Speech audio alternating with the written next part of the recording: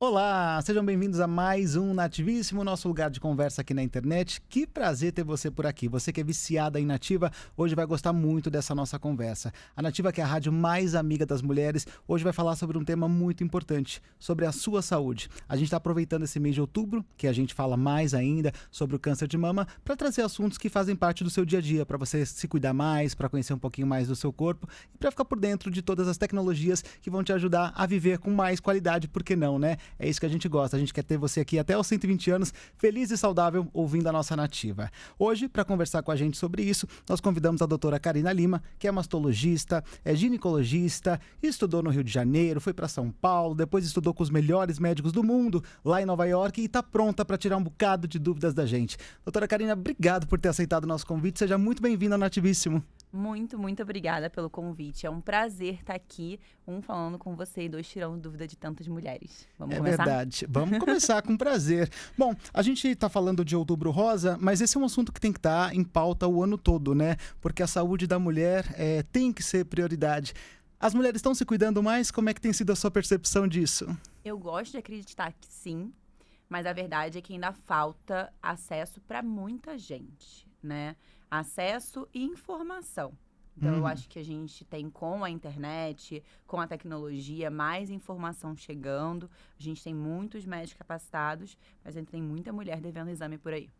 Quer dizer, a gente fala, então nunca é demais a gente reforçar a informação, né? Com certeza não. Sabe que para essa nossa conversa, quando eu fui ler um pouco sobre como anda a nossa situação atualmente, eu fiquei muito espantado em saber que é um mito a gente pensar que o câncer de mama está mais presente só em mulheres mais velhas. As mulheres abaixo de 40 anos podem sofrer com esse diagnóstico, né? Não só as mulheres, como os homens também, né? Então, existe muito mito envolvendo o câncer de mama. A gente tem tido, inclusive, um aumento do número de casos de câncer na população feminina jovem, tá? Então, não só um aumento geral na população mais velha, mas também nas mulheres jovens. Então, qualquer coisa que a gente perceba na mama, independente da idade, ele não pode ser deixado de lado. A gente precisa de avaliação. Seja mulher jovem ou seja um homem também. Uhum. A gente, quando começou lá nos anos 90 a falar de campanha Outubro Rosa, popularizou muito o autoexame, né? Incentivando as mulheres a fazerem no banho o exame do toque. Depois a gente até trouxe isso para um momento de mais intimidade, até tornando isso com o casal um momento de, poxa, vamos cuidar da sua saúde juntos, o que é muito legal. Essa ainda é a porta principal de entrada para a gente detectar, ou com esse avanço da tecnologia de lá para cá, a gente precisa priorizar outros caminhos? Quando a gente pensa em Brasil, né, então essa variação muito grande que a gente tem de população, eu diria que a percepção que vem da mulher ainda é nossa principal porta de entrada. Uhum. Quando a gente pensa em cidades com mais acesso a exame, a gente tem muito diagnóstico feito pela mamografia, pelo ultrassom também. Mas pensando em Brasil, o principal motivo que leva uma paciente a procurar um mastologista é porque ela percebeu alguma coisa de diferente na mama dela. Uhum. Eu fico pensando assim, o tema do câncer de mama para mim é muito sensível. Minha mãe teve câncer de mama e foi uma guerreira, e eu não acho que eu a perdi para o câncer de mama. Ela venceu essa vitória enquanto ela teve força, sabe? Mas na época em que ela teve isso, algumas décadas atrás, quando você vai perceber no exame do toque, o carocinho já tá muito grande. Acho que é aí também que a importância do ginecologista pedir uma mamografia complementa, né? Não, então é o que a gente fala sobre o autoexame. O autoexame ele é importantíssimo, mas ele não vai substituir a sua mamografia. Então, o autoexame é algo que você pode fazer por você todos os meses. Então, a gente fala para fazer no banho, porque é o momento mais fácil, o sabonete está ali, a mão escorrega com mais facilidade. A gente orienta os pacientes para fazer no pós-menstruação, que a mama está menos inchada. Mas ele não vai substituir a mamografia, exatamente pelo motivo que você falou. A mamografia ela é capaz de encontrar lesões muito pequenas, alterações muito iniciais, que às vezes só vão trazer um nódulo palpável, então um sintoma, anos para frente. Uhum. Então, quando a gente faz o exame, a gente é capaz de identificar uma lesão muito inicial, que facilita meu tratamento, ou às vezes até uma lesão que não é câncer ainda. Então, eu consigo tratar ela e eu evito de aparecer um câncer. Aquilo que ainda não está visível a olho nu, né? Com certeza. Isso é muito bacana. Qual que é a forma, se a gente fosse explicar para a mulher que está assistindo a gente hoje, de fazer o exame do toque? Como é que a gente pode didaticamente fazer com que ela experimente esse exame em casa ou onde ela estiver? Então, quando a gente fala do autoexame, né, do exame das mamas, a gente quer que ele tenha algumas etapas. Eu gosto muito de falar, antes de explicar como é que ele funciona, que eu não quero trazer um peso de procurar uma lesão, porque isso limita muitas mulheres a fazerem o exame porque elas ficam com medo de encontrar alguma coisa. Uhum. E não é esse o pensamento aqui. O pensamento é, vou conhecer o meu corpo. Por isso que eu acho que o banho, ele acaba facilitando tanto. Porque é o momento que ela já vai, obrigatoriamente, passar a mão no próprio corpo. Uhum. Então, acaba sendo mais fácil. E aí, ele vai ser um autoexame menos teórico, né? Menos didático. Basicamente, ela tem que palpar a mama inteira. Então, Tá. bem simples. Agora, não, eu quero muito fazer um autoexame regular, eu quero ter esse cuidado, eu quero ter esse acesso. Como é que eu faço? Então, sem o sutiã, de frente para o espelho, primeiro ela vai olhar as mamas. Então, esse é o primeiro momento do autoexame. É conhecer visualmente como as mamas são. Uhum. Ela vai movimentar os braços, então levantar os braços acima da altura da cabeça, baixar eles, apertar a cintura para poder contrair o músculo que fica atrás da mama e vai observar se tem alguma alteração ali. Então, essa parte é como a gente vê como é que a mama se comporta durante o movimento. E aí, a terceira parte é a parte da palpação, que é o que a gente consegue fazer no banho. Uhum. Ele pode ser feito fora do banho também, passando a mão em toda a mama. Então, seja de cima para baixo, de um lado para o outro, redondo. Isso não tem regra, desde que você sinta toda a sua mama. E a gente recomenda que seja com a ponta dos dedos, bem leve, como se estivesse dedilhando realmente o tecido da mama. Tá. Então, diz assim, tocando quase como um pianinho mesmo, Bem assim, de leve, bem devagarzinho, sabe? Não uma é pra pressão bem apertar, leve. não é pra se machucar. É uma pressão leve. Exatamente. Tá. Reconhecendo esse terreno, Uhum. sabendo que a mama, ela não é regular. Então, tá tudo bem. Nossa, ela não é regular. Não é isso que eu quero. Eu quero que vocês percebam caso mude. Então, opa, esse nódulo não tava aqui. Uhum. Não tinha essa bolinha. O bico do meu peito não era esse. Uhum. Então, esse exercício Por isso que a gente importância quer da com o autoexame. frequência, né? Exatamente. Para você ir sabendo e detectando. Leva um tempo pra gente conhecer o nosso corpo, né? Leva e a gente precisa fazer isso com atenção. Você falou, né, sobre a gente desmistificar isso de fazer o exame procurando um caroço, né? Porque dá o susto. É um pouco, eu acho, eu vou trazer uma comparação para os homens também, já que mês que vem, novembro, a gente vai cuidar da saúde dos homens, mas muitos homens também não vão fazer o exame depois dos 40, o exame do toque, porque tem preconceito, porque tem medo disso, ou medo daquilo, e as mulheres não vão, às vezes, fazer o exame da mama porque tem medo de encontrar uma doença. Esse nosso medo, gente, é uma bobagem tão grande, porque quanto antes a gente consegue detectar alguma coisa, caso venha a ser diagnosticada, mais chance a gente tem de alcançar a saúde, de ter um diagnóstico que vai nos colocar com mais tempo de qualidade com as pessoas que a gente ama, vai deixar a gente ver os nossos filhos crescerem mais, acompanhar os nossos avós. Não é verdade? Com certeza, a doença não vai desaparecer. Então, a gente vê a realidade das pacientes, às vezes. Isso a gente vê mais nas pacientes mais idosas, até porque existe um preconceito muito grande com a palavra câncer, no primeiro momento. Ainda é um tabu, ainda é uma palavra. É um tabu. Tem gente que nem gosta de falar a palavra, né? Tô com aquilo, né? Usa outros jeitos de dizer. A gente vê isso na população com mais idade. Graças a Deus, as mulheres mais jovens têm mais acesso à informação, então tem a cabeça um pouco mais aberta para essas conversas e para as mudanças que vieram. Até porque quando a gente está falando de câncer de mama, a gente não está falando mais de uma sentença. Então, tudo já vem facilitando essa mudança de perfil entre as mulheres. Mas a gente tem muitas mulheres com mais idade, e aí tem o fato de não querer ter a doença, de achar que não é nada, ou às vezes de não querer dar trabalho para alguém dentro de casa. Então, muitas vezes, a gente identifica a doença nas pacientes idosas muito mais avançadas por conta de um preconceito bobo, de uma vergonha boba. Então, assim, um recado, posso dar um recado para quem tá ouvindo Por a gente? favor. Recado para quem tá ouvindo a gente, não tenham vergonha de falar para alguém dentro de casa, para cuidadora, para o filho, para a filha, para a nora, que muitas vezes é quem acaba acompanhando. Me leva num médico, senti uma coisa esquisita. Às vezes você não precisa abrir exatamente o que está acontecendo se você não quiser. Mas não ignore. Porque isso é o que tem de mais triste hoje em dia, eu acho. Veja o médico como um amigo que vai te ajudar Com certeza. nessa questão, né? Com certeza. E a gente falou sobre mamografia, então para a gente fechar essa parte do exame, tem alguma idade que é mais recomendada a gente começar a fazer? Tem. A gente tem uma variação de recomendação quando a gente fala da mamografia. Pelo consenso, né, pelas sociedades, sociedade de mama, sociedade de imagem, a gente fala para começar a mamografia a partir dos 40 anos. Tá. E fazer essa mamografia anualmente. Então, todos os anos precisa ser feito. Quando a gente fala de SUS, a recomendação ainda é ser feita a partir dos 50 anos, a cada 2 anos. Cada 2 anos. Não tem uma diferença. Uhum. Mas é importante que a mulher que passe com seu médico, converse e tenha a realização da mamografia, e aqui dando a deixa, e do Papa Nicolau também, né? Cuidar da saúde como um todo. Né? Muito bom. O SUS tem dado conta de um jeito legal das pacientes que estão sendo diagnosticadas com câncer de mama? Olha, a minha experiência com o SUS foi uma experiência bastante positiva, tá? Eu trabalhei num hospital aqui em São Paulo, que é um hospital referência, então, que era o que a gente chamava de Pérola Byton, mas é Centro de Referência de Saúde da Mulher, ele fica na Luz.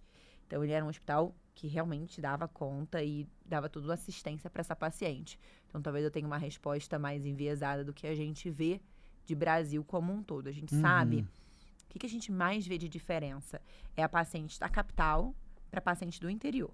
Que diferenças são essas? De acesso a médico e a exames de imagem. Então, normalmente, as capitais têm mais recurso, e os pacientes têm mais acesso do que os pacientes que estão no interior.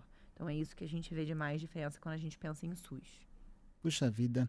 Agora, você não saia daqui porque eu vou fazer uma pergunta para ela e eu não sei o que ela vai responder, mas você não sofra, não chore com o que ela vai responder. Talvez seja o que eu tô pensando.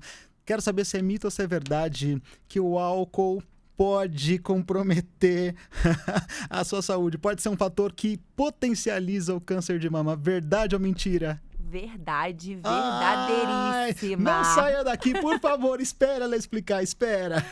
Então, e inclusive, é um fator de muito tabu. Às vezes as pessoas têm até medo de falar para não comprar essa briga, mas a gente sabe que o álcool e uma alimentação saudável com prática de atividade física são os principais fatores que você pode, né, decidir em fazer ou não fazer uso, né? Fazer atividade física ou não fazer atividade física para mudar o seu risco. Então, assim, se você já tem uma história familiar ou se você, enfim, tem mais medo ou não, você tem armas para reduzir seu risco. E essas armas são reduzir o consumo de álcool, fazer atividade física e se alimentar de maneira mais saudável, principalmente reduzindo o consumo de gorduras. Então, essas são nossas principais estratégias. Quer dizer que se você for pro churrasquinho, evite a cerveja e tire a gordurinha da picanha também. Faça uma escolha. Tire, com certeza. Né? Então, hoje eu vou e talvez eu não vou beber tanto porque eu já vou comer mais. Eu acho que a gente precisa trazer um pouco mais de leveza, né, para essas escolhas, parar de negar tudo, mas a informação tá aí para isso.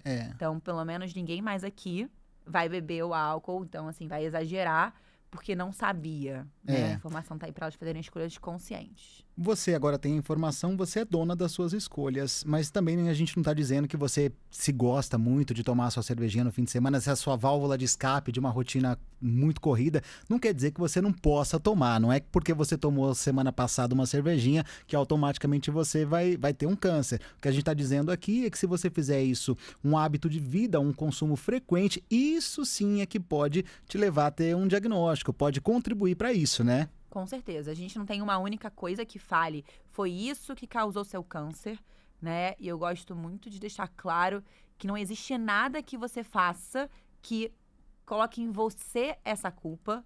Então, que às vezes é uma coisa que a gente precisa realmente tirar da cabeça das pacientes que tiveram um diagnóstico, que elas vêm com uma sensação de culpa. Então, assim, o que foi que eu fiz para ter essa doença? Mas a vida, ela é feita de equilíbrio. Então, assim, já que eu gosto muito de um churrasco, de uma picanha com gordura, de uma cervejinha no final de semana. Então, final de semana eu vou fazer minha atividade física, não vou pular o final de semana. Dá-lhe atividade física. A gente fala e não sai de moda. Fazer uma atividade física só faz bem para sua vida. Com certeza. Eu falo que é o único remédio que não tem efeito colateral. Olha, pode fazer à vontade, né? Exatamente, quanto mais melhor. Agora, se por um lado a gente está falando que tirar o álcool, diminuir a quantidade dele, tira o risco, talvez uma coisa que possa ajudar na proteção é a amamentação. A amamentação, é verdade que ela diminui o risco? É verdade, a gente tem alguns fatores que a gente considera protetores, tá? Então, que eles vão reduzir o risco do câncer de mama. Uhum. E aí, entre eles, a gente tem, já falado, a atividade física e uma alimentação saudável. Então, da mesma maneira que a falta dela e alimentação desregulada aumenta, ela, de maneira bem feita, ela vai reduzir seu risco. E a amamentação, ela vai entrar como fator de proteção, pensando que durante a fase da amamentação você tem uma mudança hormonal no seu organismo que vai reduzir o seu risco, e é como se a nossa mama estivesse atingindo o último estágio de maturação. Então, é uma mama mais madura, assim, tem menos chance de desenvolver câncer. Agora, doutora, que é um momento tão bonito de intimidade dela com o bebê, é uma troca, ajuda na imunidade do neném. Com certeza. É uma coisa única, é uma experiência que só vocês foram privilegiadas pela natureza, né? É verdade. É verdade. Muito bom. Bom, a gente falou do estilo de vida, da influência dos hábitos. Já que a gente falou de álcool, vamos aproveitar para puxar a orelha também de quem faz uso do cigarro ainda.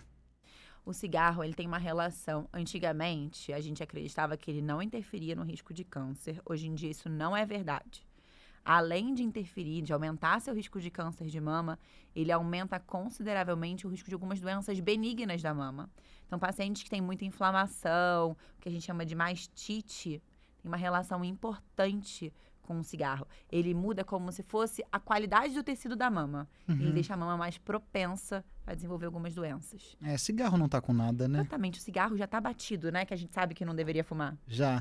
Ainda bem que cada vez a gente tem visto menos os jovens aderindo a esse vício. O cigarro tá ficando mais para trás, isso é muito bom, né? A gente gosta de acreditar que tá vendo uma geração saúde aí, né? Tomara que assim seja. O apoio psicológico para a mulher quando ela recebe o diagnóstico do câncer é muito importante, né? Eu vejo pela própria história da minha mãe. Eu era muito jovem e o marido dela na época abandonou, saiu de casa, ela enfrentou um momento de muita dificuldade, ela fez a mastectomia, que é um momento muito sensível para a mulher, ela tem que se ver dentro de um outro formato de corpo, de uma nova realidade, né? E aí eu me lembro muito, embora eu fosse muito jovem, dele indo embora, eu me lembro dela chorando, dela sofrendo. A importância do impacto psicológico de quem está no entorno é gigantesca, não? Fiquei até arrepiada quando você falou essa história, porque a gente tem um número muito grande de pacientes que são abandonadas pelos seus parceiros. Isso é muito triste, né? Então, quando a gente fala de Outubro Rosa para o homem também, é trazer um pouco dessa informação e um pouco dessa consciência, né? Quando você escolhe um parceiro, é na saúde e na doença. É importante que essa pessoa esteja do seu lado. E a gente entende que existem várias razões por trás, né, de um parceiro largar a sua esposa, né? Na minha visão, nenhuma delas se justifica, mas ela é muito comum. E isso interfere no tratamento dessa paciente, porque ela vai viver um luto, talvez, nesse momento que ela não precisasse, e a energia que ela devia estar gastando para cuidar dela mesma, ela está gastando de outra forma. Então, a pessoa que tinha que estar ali incentivando ela a fazer mais atividade física, porque ajuda durante o tratamento, devia estar do lado dela, acompanhando ela nas consultas médicas, porque a gente sabe que, às vezes, é muita informação para paciente, então a gente precisa que o acompanhante vá junto. A pessoa que está ali distraindo ela, de alguma maneira, ouvindo as questões dela, foi embora. Né? E essa tristeza, ela interfere no tratamento da paciente. Porque uma paciente depressiva, uma paciente que está triste, às vezes ela se compromete menos com o tratamento. É o que a gente enxerga. Então, isso tem um impacto real na resposta dela. Então, a gente que está no entorno tem um papel muito importante. Importantíssimo, importantíssimo. Você que está aí e está passando por um caso desse, uma coisa acho que é legal da gente falar, porque às vezes a gente pode cometer esse deslize sem querer, é tomar muito cuidado também com o que a gente vai dizer nessa hora, né? Porque falar, não, mas a Vera da rua de trás teve e curou, calma. Ela não tá querendo saber dali, ela tá sofrendo a dor dela. A dor dela, naquele momento, é a mais profunda na vida dela. Então, é força, como a gente pode te ajudar? Como é que você tá se sentindo hoje? Existe alguma maneira? Só ouvir, né? Normalmente, ouvir é o exercício mais difícil, né? A gente gosta muito de falar, Mas ouvir é o que essa paciente às vezes mais precisa. E estar presente. Eu acho que são as duas coisas. Você pode falar. Se você não souber o que falar, existem várias comunidades que você pode ter acesso para se informar e para pedir ajuda, como falar com essa paciente, ou, enfim, para indicar a ela essas comunidades. Mas basicamente é ouvir e estar presente. Nunca falar coisas que são super comuns. Vai passar, você aguenta, o cabelo cresce. Então, assim, que são coisas que eu entendo que não tem um mal por trás, né? Não é de propósito, digamos assim. Mas quem já fez isso, me escute. Quem pensa em fazer, não faça. Exatamente. Ela sabe qual era a imagem que ela tinha no espelho, como ela se relacionava com essa imagem, qual é a imagem que ela tem a partir daquele momento. É outra vida, ela está redimensionando, ela está renascendo mesmo, Exatamente. né? E às vezes, essa parte da imagem é um fator que a própria paciente, se tiver alguma paciente aqui me escutando, tem vergonha, às vezes, de assumir que isso é uma questão. Porque ela tenta pensar, nossa, estou passando por uma doença, essa doença é tão grave, como eu posso estar preocupada com o meu cabelo, com a minha aparência? Então, ela vive aí uma divisão, uma dúvida muito grande que não precisa ser vivida. Tá tudo bem, né? Cada uma tem seu problema, sua imagem e passa pelo processo da sua maneira. Não existe vergonha e não existe regra para viver esse processo. Então, é importante que a gente veja cada caso como um caso, de fato. Sobre acolhimento, eu quero aproveitar até para deixar um abraço muito especial para os voluntários de hospitais, de clínicas. É tão importante o trabalho dos voluntários. Às vezes aquelas moças, aquelas senhoras ou aqueles rapazes que passam ali só dando uma bolachinha e um chazinho. Aquele sorriso, ele é tão acolhedor, é de uma importância tão grande. Além dos profissionais que às vezes colaboram oferecendo o que eles sabem de maneira gratuita aos psicólogos, os profissionais de outras áreas, enfim, todo mundo que está nessa causa. Então, se você é voluntário, parabéns, dá orgulho de saber que você é brasileiro, viu? Continue fazendo isso e se você tem vontade de voluntariar e não sabe aonde, essa pode ser uma causa muito legal, né, doutora? Com certeza. Eu acho que não só os voluntários, como as ONGs também, né? A gente tem ONGs de vários tipos que podem ajudar essas pacientes oncológicas. E aqui eu vou aproveitar que a gente estava falando sobre cabelo para falar da Cabelegria, que é uma ONG que, assim, eu sou super fã. Então, a Cabelegria está, inclusive, comemorando 10 anos esse ano. O nome é muito legal. Não, Cabelegria, é tem tudo sensacional. a E a ver. história por trás do nome, toda a ideia por trás da Cabelegria, como ela começou. Depois, para quem tiver curiosidade, pesquisa ela no Instagram, é super fácil, tipo, @Cabelegria. E eles estão fazendo 10 anos, estão com uma campanha agora, esse mês, de arrecadar 5.000 perucas. Uau! Para cada peruca, eles precisam de R$100 de doação. Então, depois, se você deixar, eu passo aqui os dados para quem quiser colaborar. Vamos fazer o seguinte, a gente vai colocar aqui na descrição do vídeo para você, para ficar bem facinho, você assiste a entrevista, depois toca aqui na descrição e acessa lá. Então, com R$100 já é possível... Já faz uma peruca. E assim, a peruca ela é dada de maneira gratuita para as pacientes. Elas têm um caminhãozinho rosa, tem alguns pontos espalhados para você poder ir lá. Você escolhe uma peruca e ela é sua. Passou um tempo, cansou da sua peruca, vai lá, você pode trocar. Então ela é, enfim, eu acho mágico falar dessa ONG. Fantástico, @Cabelegria. Cabelegria. E o site também é fácil, www.cabelegria.org. Legal. Sobre tratamento, acho que o mais conhecido quando a gente fala de câncer é a danada da quimioterapia. Também cheia de mitos e verdades. A terapia é o principal meio. Todo mundo precisa passar por quimioterapia, não precisa. Como é que tá isso? Não precisa. E realmente a quimioterapia, ela é talvez um dos momentos mais difíceis, eu diria para mim, pelo menos, e eu vejo para colegas, para falar para pacientes, porque são... o momento diagnóstico seria o mais difícil, acho que você dá a notícia seguido pela quimioterapia, porque ela carrega um peso para essa paciente muito grande, né? Então, não, a quimioterapia ela não é regra para todo mundo.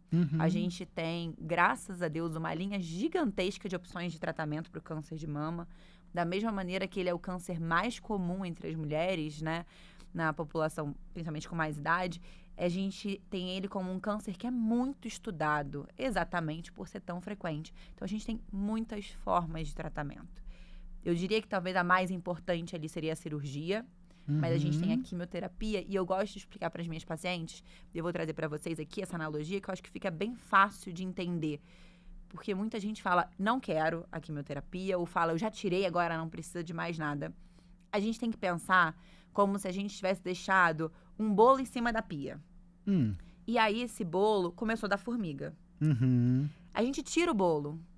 Esse tirar o bolo é a nossa cirurgia. Tá. Se eu não lavar a pia, eu não vou ter resolvido as formigas. Uma boa comparação, dá Então, pra entender bem. É esse o pensamento que a gente quer com a quimioterapia. E é essa informação que a gente tem que passar para paciente. Porque senão, realmente, ela vai pensar, mas eu já tirei, para que eu tenho que tratar mais? E tem muitos graus de quimioterapia, né? Tem a vermelhinha, tem a preta que é a mais forte, tem muitas diferenças no tratamento. Muitas medicações, exatamente, que aí elas ganham esses nomes de acordo com a cor que fica o soro. A gente tem quimioterapias via oral também. Então, a quimioterapia ela é uma gama gigantesca. O que mais que a gente tem para tratar o câncer? Tem a radioterapia também. A gente também. tem a radioterapia, que também é uma forma de tratamento local, né? Então, a gente tem a cirurgia e a radioterapia como tratamento local. A gente tem a quimioterapia, tem terapias que a gente chama de hormonais, mas normalmente, na verdade, são terapias anti-hormonais, né? São bloqueadores hormonais para os cânceres que respondem ao hormônio. E a gente tem algumas terapias específicas. Então, se o meu câncer tem um marcador A, eu tenho uma terapia anti-A. Se o meu câncer tem um marcador B, eu tenho uma terapia anti-B. Então, a gente tem algumas terapias que a gente chama de terapias-alvo. Então, não adianta comparar o seu tratamento com o tratamento da vizinha, com o tratamento da amiga do lado, com o tratamento da amiga que está na sua cadeira do lado da quimioterapia. Porque cada tipo de câncer merece um tipo de tratamento, um tipo de droga e, às vezes, uma ordem que isso vai acontecer. Então, é extremamente individual. Não tem que ser todos na mesma etapa, nem com a mesma duração de sessões. Nem para todo mundo. Nem para todo mundo.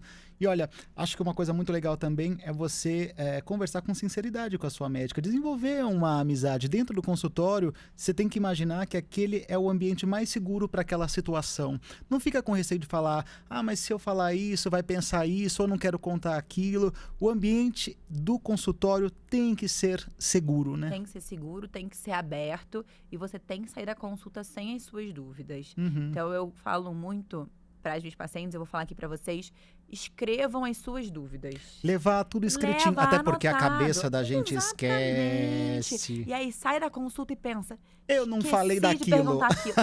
Assim, é a coisa mais comum que a gente vê. Às vezes a gente faz alguma coisa e pensa, puta, devia ter perguntado aquilo para um médico, para um amigo, para alguém que você encontrou na rua. Então, imagina uma paciente que já está com toda essa carga de estresse de um diagnóstico. Então, escreva as suas dúvidas. Não tem vergonha nenhuma em chegar com a listinha. Os pacientes chegam com listinha. Doutor, eu fiz uma listinha. Eu falo, ótimo, qual é a primeira? Que legal. E aí vai uma por uma dando check, né? uma. Ficou alguma dúvida? Entendeu bem do que eu tô falando? É isso, né? E é muito legal encontrar uma médica como você, com essa simpatia, com esse jeito didático de explicar, mas nem sempre essa é uma realidade. Às vezes, existem colegas que podem tratar aquilo de uma forma quase que, como eu vou dizer isso, teórica. Olha, você é o paciente tal, seu diagnóstico é tal, e isso também é um motivo que pode gerar muito desconforto para as pacientes quando estão passando por esse momento doloroso, né?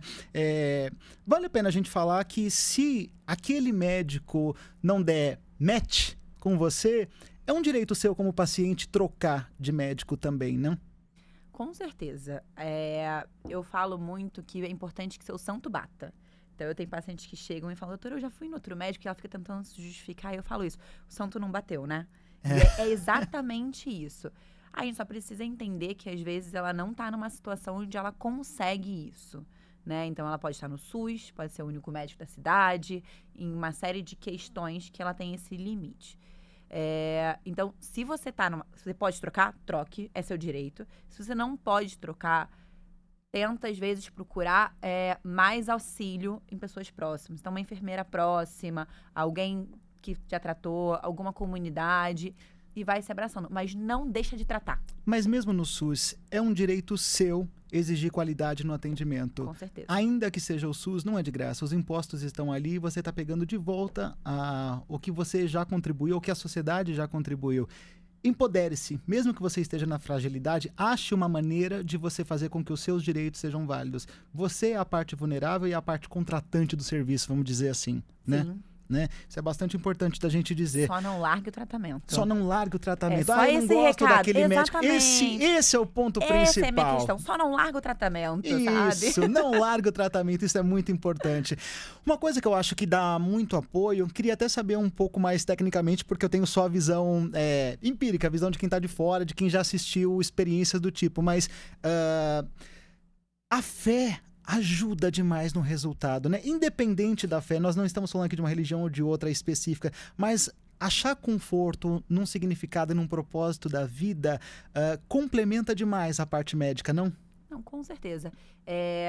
Trazendo talvez para uma palavra que caiba a todo mundo, a gente pode falar um pouco sobre uma energia positiva, né? Então, aquela paciente que acredita naquilo e que faz a parte dela e que está de bem com isso, ela vai ter um processo mais leve.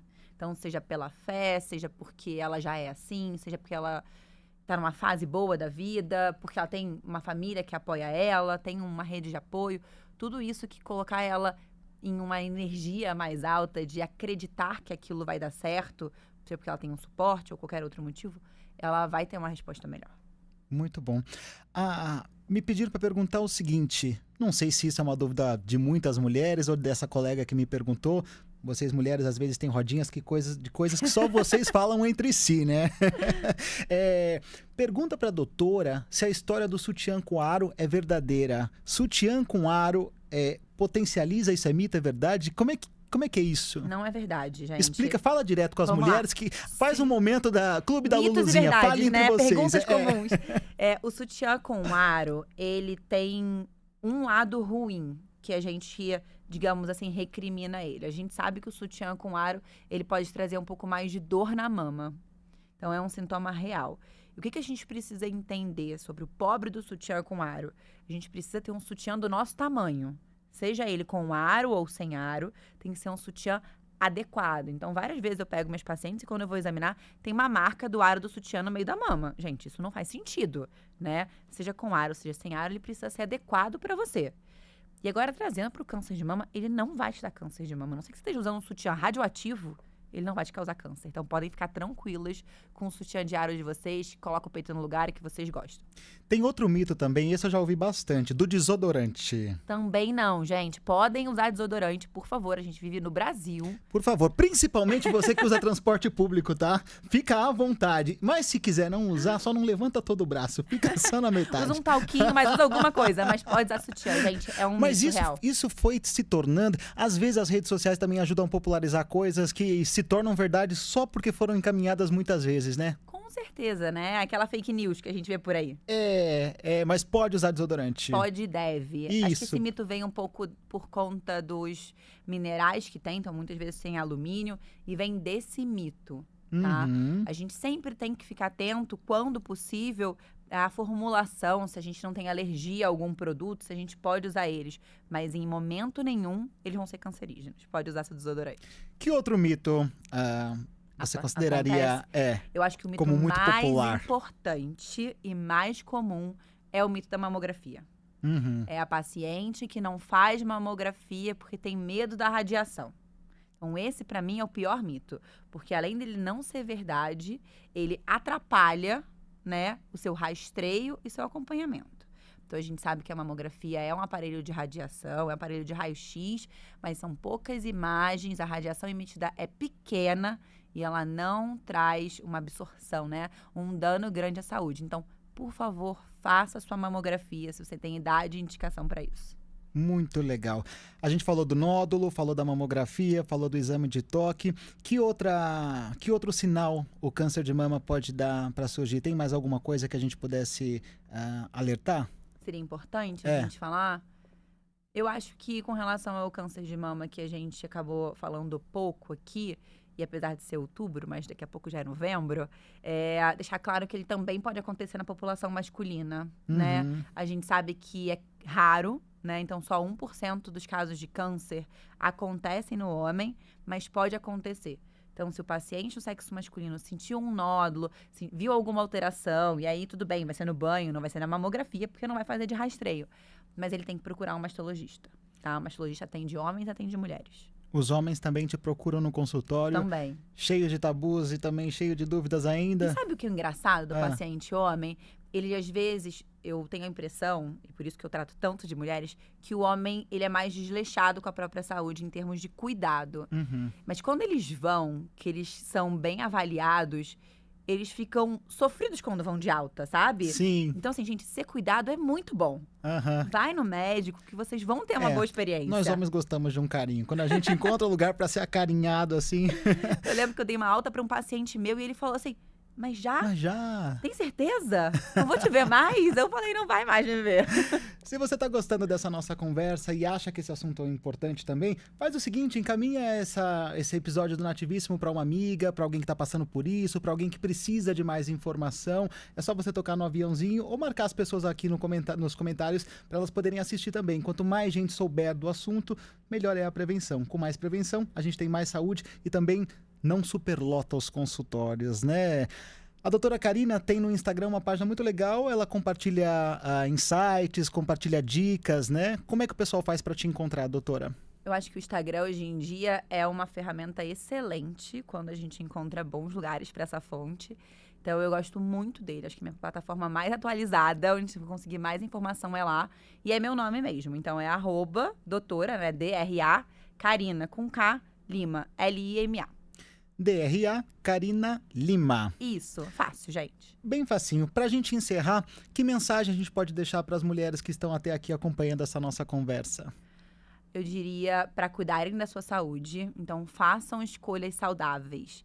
Alimentação saudável, atividade física e mantenham seus exames em dia. Não pulem a consulta de rotina. E eu poderia complementar dizendo o seguinte, mesmo que você tenha um diagnóstico positivo, isso não é um fim, isso pode ser o começo de uma nova etapa da sua vida. Talvez, acredite no que eu estou te falando, talvez a melhor fase da sua vida, quando você vai se descobrir mais e vai fazer essas escolhas acertadas. Não é o fim. Com mais saúde, a gente pode viver muitos anos juntos, viu? Doutora, quero muito te agradecer por ter estado com a gente aqui hoje na Nativa. Foi um prazer, viu? Eu adorei, foi um prazer. Voltarei quantas vezes vocês quiserem. Legal. Até a próxima, gente. Deixa uma curtida no vídeo também, é tão importante isso, ajuda o YouTube a mostrar pra mais gente. A gente quer que mais gente assista esse episódio, né? Deixa sua curtidinha aqui. Beijo muito carinhoso, cuide-se, faça o seu autoexame e até a próxima. Tchau. Tchau, tchau, gente. E aí, gostou do vídeo? Que legal. Então comente, curta, compartilhe, ative o sininho para receber as notificações. Espalha para todo mundo e não esquece de comentar aqui também quem você gostaria que a gente trouxesse para entrevistar, bater um papo legal, tá bom? É isso. Felicidades.